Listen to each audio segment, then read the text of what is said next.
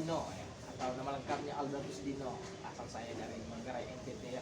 Di sini sudah hampir 12 tahun ya, tapi saya menekuni bidang politik ini sudah hampir 3 tahun.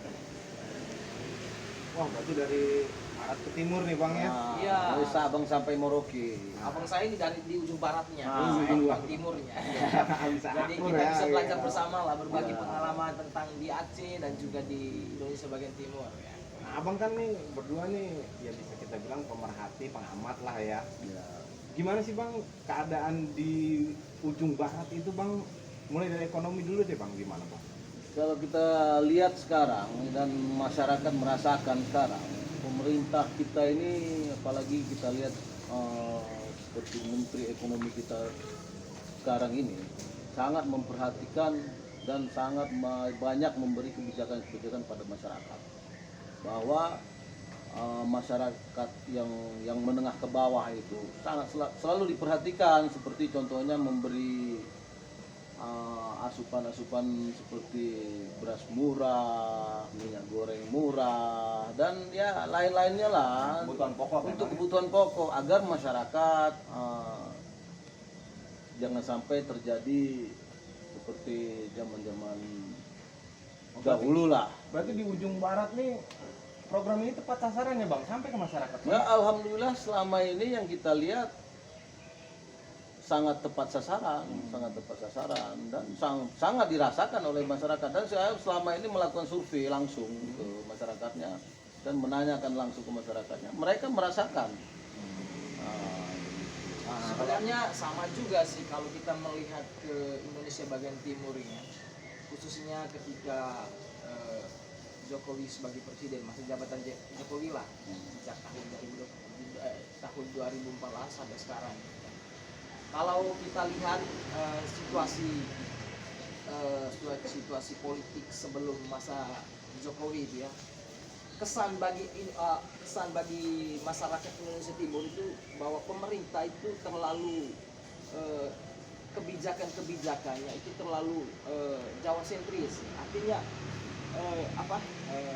program-program itu selalu terpusat pada Pulau Jawa. Tetapi kita lihat, kita rasakan ya, khusus saya juga bisa melihat itu ya, menjangkau tentang bagaimana kebijakan pemerintah Jokowi kemudian menyentuh sampai pada masyarakat di Indonesia bagian timur ya.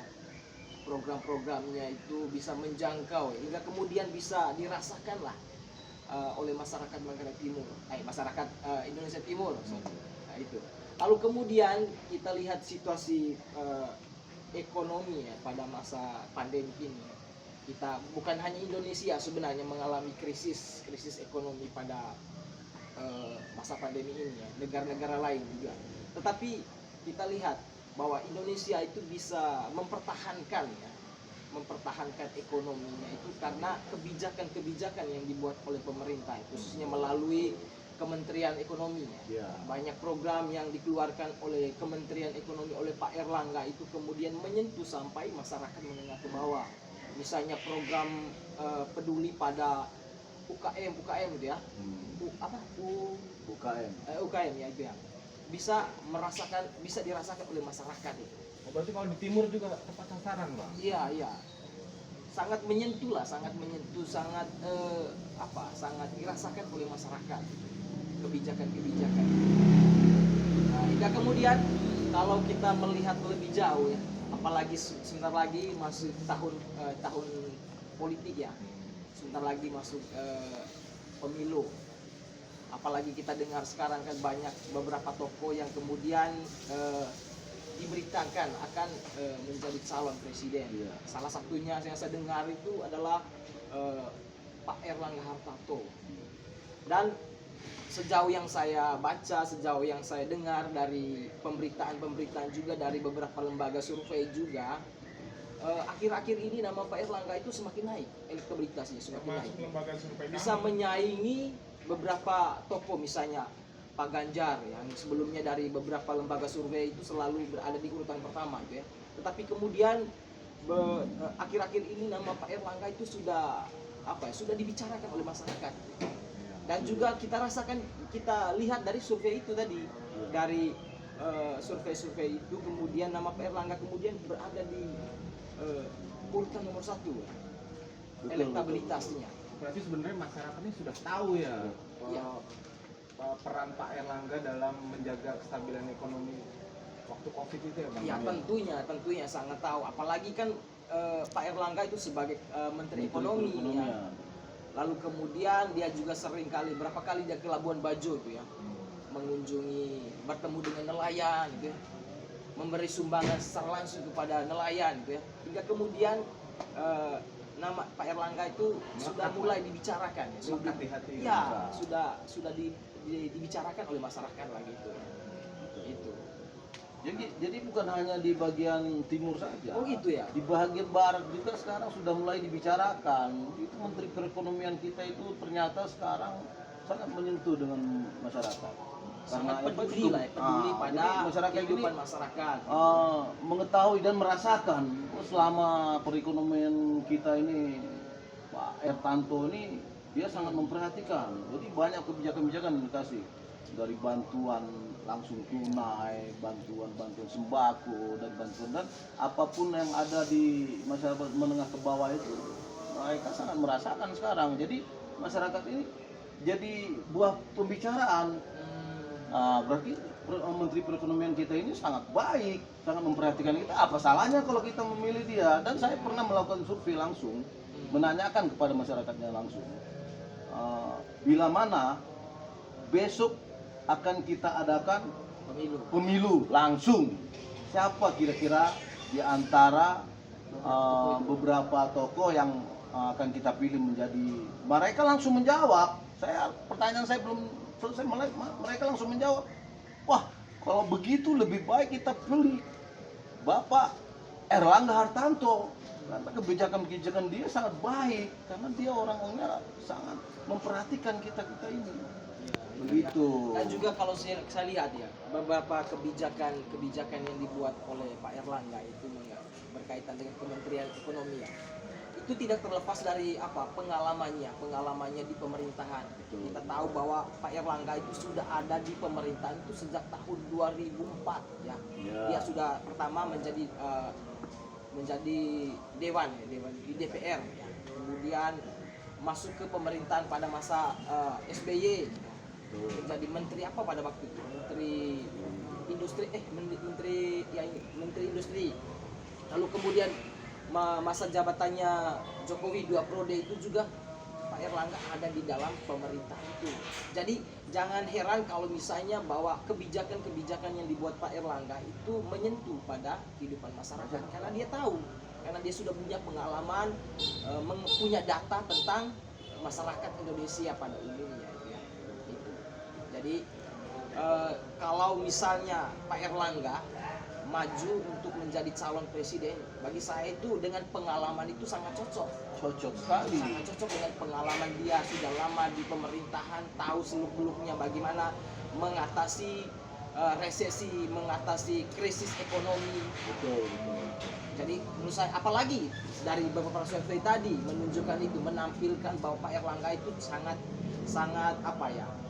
didukung oleh masyarakat. Itu menurut saya sih, sejauh yang saya baca dari beberapa media juga yang sering memberitakan tentang kegiatan yang dilakukan atau kunjungan Pak Erlangga ke daerah-daerah itu. Di sana tuh masyarakat sudah mengerti ya Bang sebenarnya ya. Tapi bagaimana Bang dengan situasi politiknya Bang? Kan sekarang nih gembor-gembornya kan lebih besar yang lain daripada Menteri Perekonomian sendiri kan. Kayak misalnya contohnya Anies, Ganjar, mereka kan sudah lebih ngeblow up itulah. Nah kalau di masyarakat di timur ini gimana Bang? Kalau di masyarakat Indonesia bagian timur itu tadi karena mereka merasakan program pemerintah tadi berkaitan dengan menyentuh langsung dengan kehidupan mereka. Di Indonesia bagian timur sudah mulai membicarakan tentang Pak Erlangga, apalagi kan beberapa pernyataan dari partai Golkar itu akhir-akhir ini yang menyampaikan bahwa nanti Partai Golkar akan mengusung Pak Erlangga ya itu ya. Jadi banyak masyarakat juga yang merespon bahwa memang layaklah Pak Erlangga itu menjadi presiden. Iya. Kalau misalnya kita membandingkan dengan beberapa tokoh juga yang juga sering kali diberitakan oleh media itu ya, seperti tadi yang disebutkan itu Pak Anies. Kalau menurut saya itu Pak Anies itu apa ya?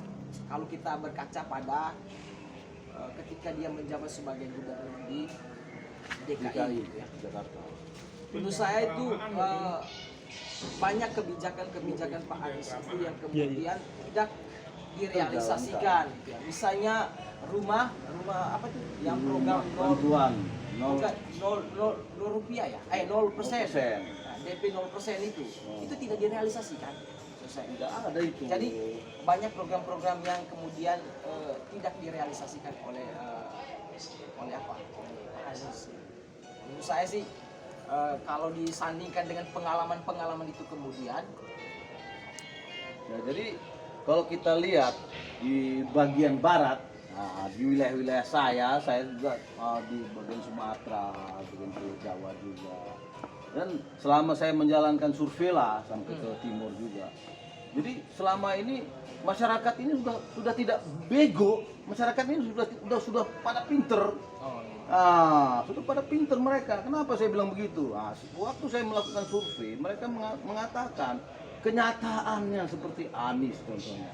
Dia menduduki posisi gubernur DKI aja banyak kejanggalan-kejanggalan yang dilakukan oleh dia, seperti janji-janji palsu. Ya kan? Apalagi yang satu lagi.